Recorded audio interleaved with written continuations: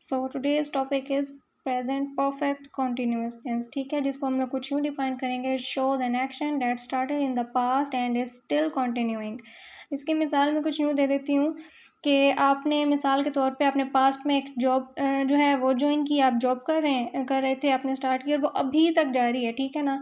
यानी कि वो आपने किसी पिछले साल की हो सकती है, वो आपने लास्ट मंथ की हो सकती है, वो की आपने पास्ट में, लेकिन वो अभी तक जारी है, यानी कि आप अभी तक कर रहे हैं, आपने उस वक्त स्टार्ट की और अभी तक वो चीज़ लेकर आप जा रही हैं उसके साथ, ठीक है ना। सो इसको हम लोग जो है प्रेजेंट परफेक्ट कॉन्टिन्यूअस टेंस में, ये चीज़ आपको समझ आ गई होगी, ठीक है ना। अब हम लोग बात करेंगे इसके अफर्मेटिव सेंटेंसेस की, ठीक है। अक्सर बच्चे कंफ्यूज हो जाते हैं, हम सिंपल सेंटेंस कहें, पॉजिटिव कहें, अफर्मेटिव, जहाँ पे भी आप ये तीनों पढ़ लेते हैं ना, इसका मतलब ये होता है कि उसमें बात सिंपल सेंटेंस की जा रही है। अफर्मेटिव, पॉजिटिव और सिंपल एक ही कुछ है, ठीक है। इसमें कंफ्यूज होने की ज़रूरत बिल्कुल भी नहीं है, ठीक है। इसमें आप लोगों ने इसका स्ट्रक्चर देख लेना, subject plus has have plus been plus verb की आईएनजी वाली फॉर्म प्लस ऑब्जेक्ट और प्लस सिंस फॉर, ठीक है ना। इसमें मैं एक बात आपको बता दूं, हैज़ हैव का मैंने कहा था कि परफेक्ट टेंस में हमेशा हैज़ हैव लगता है, लेकिन जब हम लोग बात कर देते हैं परफेक्ट कॉन्टिन्यूअस टेंस की, तो हम लोग उसके में हैज़ हैव के साथ बीन लगाएंगे और साथ में उसके जो है आईएनजी वाली फॉर्म लगेगी, फिर उसमें थर्ड फॉर्म नहीं लगेगी, ठीक है। उसके बाद हम लोग इसकी कुछ एग्जांपल्स हैं, कुछ उनकी तरफ चलते हैं। She has been studying English for 2 hours, ठीक है ना। वो जो है हमारा शी आ गया सब्जेक्ट, फिर उसमें हैज़ बीन, वो 2 घंटे से इंग्लिश पढ़ रही है, ठीक है। तो ये चीज़ उसमें 2 घंटे आ गए, ठीक है ना। अब बच्चे सिंस और फॉर में कंफ्यूज होंगे, वो आप वीडियो के लास्ट में मैं आपको समझाऊंगी सिंस और फॉर का कॉन्सेप्ट, ठीक है।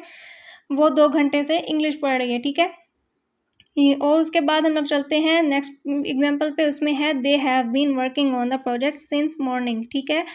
वो जो है अपने प्रोजेक्ट पे सुबह से काम कर रहे हैं, ठीक है। ये आ गया हमारा अफर्मेटिव सेंटेंस, ठीक है। इसके आपको एग्जांपल्स दे दिए। अब हम लोग चलते हैं नेगेटिव सेंटेंसेस की तरफ, यानी कि मनफी जुमला, ठीक है। इन पे आ जाए तो हम लोगों ने इसका स्ट्रक्चर कुछ यूँ देखना है, subject plus has have plus not plus been plus verb की आईएनजी वाली form plus object plus since for, ठीक है। उसमें ये एग्जांपल्स कुछ यूँ हैं कि she has not been studying English for 2 hours, के वो 2 घंटे से इंग्लिश नहीं पढ़ रही, ठीक है। और फिर उसके बाद हम लोग नीचे चलते हैं, they have not been working on the project since morning, के वो अपने प्रोजेक्ट पे सुबह से काम नहीं कर रहे, ठीक है।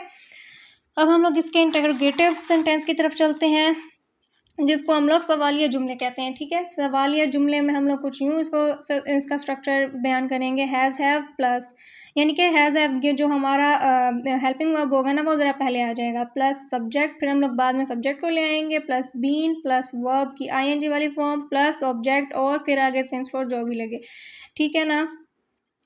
और देख इसकी एग्जांपल कुछ यूँ है, has she been studying English for 2 hours, क्या वो 2 घंटे से इंग्लिश पढ़ रही है। और फिर इसकी दूसरी मिसाल कुछ है, have they been working on the project since morning, क्या वो सुबह से अपने प्रोजेक्ट पे काम कर रहे हैं। कि ये हो जाएगी हमारा सवालिया भी यहाँ पे क्लियर हो गया। और अब हम लोग चलते अपने बहुत ही अहम टॉपिक पे कि यूज़ ऑफ सिंस फॉर। अक्सर बच्चे यहीं पे गलती करते हैं। अक्सर जो बच्चे, यानी कि सिर्फ वो नहीं जो एग्ज़ाम्स दे रहे होते हैं, यानी कि कुछ हमारे कुछ ऐसे टेस्ट आते हैं जिसके लिए वो प्रिपेयर कर रहे होते हैं, तो वो ग्रामर मिस्टेक्स कुछ कॉमन बिल्कुल यही हैं, वो इसमें मिस्टेक करते हैं कि उनको ये चीज़ समझ नहीं आ रही होती। तो अब हम लोग इसी चीज़ को भी क्लियर कर देते हैं। Since used for specific point of time, for example since Monday या फिर सिंस 2020, ठीक है ना। एक छोटी सी टिप मैं आपको दे देती हूँ, सिंस में ना हमेशा आपको स्टार्टिंग पॉइंट बताते हैं कि इतने घंटे से, या ये वाला घंटा, यानी कि वो एक स्पेसिफिक टाइम बताते हैं कि 7 बजे से 8 बजे से 6 बजे से, ठीक है ना। या फिर डे, जैसे यहाँ पे लिखा हुआ है, यहाँ पे मैंने मंडे एग्जाम्पल के लिए दिया हुआ है, आप कोई भी दिन उठा सकते हैं, ट्यूसडे उठा सकते हैं, वेडनेसडे, कोई भी डे, यानी कि आपको पता है कि ये एक स्पेसिफिक दिन, ठीक है ना। और ये चीज़ आ गई सिंस में, ठीक है ना। फोर की तरफ चलते हैं। फोर जो है, यूज फॉर पीरियड और duration of time, e g. For example देख लेते हैं, फॉर 2 आवर्स और फॉर 3 ईयर्स, ठीक है ना। यहाँ पे आपको ना कोई स्पेसिफिक टाइम नहीं बताते या कोई स्पेसिफिक कोई स्टार्टिंग पॉइंट नहीं बताते, यहाँ पे आपको सिर्फ एक पीरियड और एक ड्यूरेशन बताया जाता है, ठीक है ना, कि इतना। अब हमें क्या पता कि वो कौन सा ड्यूरेशन हो सकता है, एक स्टार्टिंग, अब जैसे हम लोग मिसाल लेते हैं 2 घंटे से या 3 सालों से, ठीक है ना। 3 साल, अब हमें कौन सा पता कि कौन से 3 साल, और या फिर कौन सा पता कि हम लोगों को कौन से 2 घंटे, वो कोई से भी दिन के 2 घंटे हो सकते हैं, ठीक है ना? इसलिए हम लोगों को इसमें कोई स्पेसिफिक कोई स्टार्टिंग पॉइंट पता नहीं होता, ठीक है ना? और मैंने नीचे एक टेबल की फॉर्म में भी बता दी, इससे भी कन्फ्यूजन थोड़ी-सी दूर हो जाएगी। तो ये सारी चीज़ें आप लोगों को समझ आ गई होंगी। अगर आप लोगों को अभी भी नहीं आया तो फिर इस चीज़ का कॉन्सेप्ट आप लोग इस टेबल से ले सकते हो। सो वीडियो को लाइक, शेयर, सब्सक्राइब ज़रूर कीजिएगा प्लीज़। अगर आप लोग ग्रामर सीखना चाहते हैं तो आप लोग मुझे सब्सक्राइब करें और आप बेल आइकन पे क्लिक करें, ताकि आपको हर आने वाली वीडियो जो है आपको अपडेट मिलती रहे। Thank you.